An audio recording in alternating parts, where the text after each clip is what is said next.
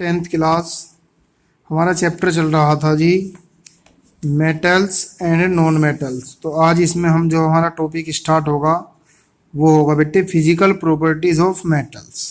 तो मेटल्स की physical property पढ़ेंगे जी हम हेडिंग वाइज एक करके, तो आप अच्छे से समझते चलेंगे। देखो बेटे नंबर 1 है फिजिकल स्टेट। फिजिकल स्टेट में देखो क्या है बेटे, all metals accept mercury exist in solid state at room temperature. बेटे रूम टेम्परेचर पर सभी मेटल क्या होती हैं, सॉलिड होती हैं। एग्जिस्ट मतलब रखना, एक्सेप्ट मीन्स यानी कि छोड़ना, यानी कि मरकरी को छोड़कर। यहाँ इसमें क्या कहा गया है, इसमें कहा गया है रूम टेम्परेचर होता है बेटे, मैं आपको बता दूं 25 से 35 डिग्री सेल्सियस, 25 से 35 डिग्री सेल्सियस के बीच के टेम्परेचर को रूम टेम्परेचर बोलते हैं। फिजिकल स्टेट तो all metals accept mercury exist in solid state at room temperature. Mercury is a liquid at room temperature. बेटे सभी मेटल रूम टेम्परेचर पर मरकरी को छोड़कर क्या होती हैं, सॉलिड होती हैं, जबकि मरकरी क्या है रूम टेम्परेचर पे क्या होती है बेटे, लिक्विड होती है। समझ गए। नेक्स्ट मेटेलिक लस्टर्स, धात्विक चमक, उन पर चमक कैसी होती है देखो। Metals in their pure state have a shining surface. जो मेटल्स होती है वे उन अपनी प्योर स्टेट में जो है शाइनिंग सरफेस रखती है। उन दिस प्रॉपर्टी यानी कि इस प्रॉपर्टी को, इस गुण को इज कॉल्ड मेटेलिक लस्टर्स। इसी गुण को क्या बोलते हैं बेटे, मेटेलिक लस्टर बोलते हैं। नंबर 3 बात था जी डेंसिटी। डेंसिटी देखो जी, भारी से मतलब वो डेंसिटी का घनत्व। Metals usually have high density. Density यानी कि D = W/V। डेंसिटी क्या होता है बेटे, D = W/V ये होता है डेंसिटी। इस तरीके से निकलती है किसी भी एलिमेंट की, मेटल की, किसी की भी, D = W/V।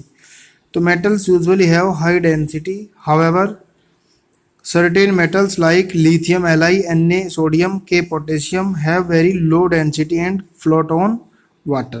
इसमें बताया गया है कि मेटल्स की यूजुअली जो है ज़्यादातर हाई डेंसिटी होती है, जबकि कुछ मेटल्स को छोड़कर जैसे लिथियम, सोडियम और पोटेशियम इनकी वेरी लो डेंसिटी होती है और ये पानी के ऊपर तैर जाती है। Next metallic and boiling point. Metals usually have high melting and boiling points. जो मेटल्स होती हैं उनका मेल्टिंग और बॉइलिंग पॉइंट क्या होता है बेटे, वेरी हाई होता है। ये कौन सा पॉइंट है, 4th पॉइंट है। Melting point of tungsten is 3410 degree Celsius, 3410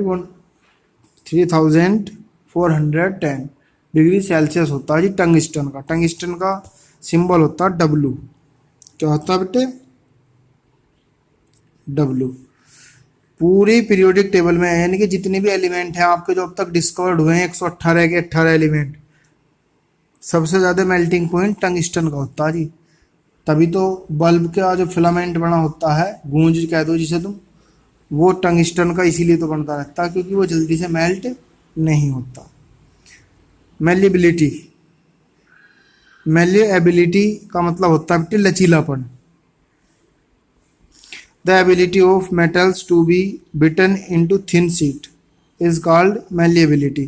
ये कह रहा है जो मेटल्स होती है इनको पीटने पे जो है ना, पीटने पे जो है ये इनकी थिन शीट बन जाती है। आपने देखा होगा जो लोहार होता है वो बेटे लोहे को जब गर्म करता है उसके बाद में उस पर छेन हथौड़ा बजाता है तो वो लोहा क्या होता है, एक मतलब एक पतली शीट सी उसकी बन जाती है। तो यो लचीलापन होता है इनके अंदर।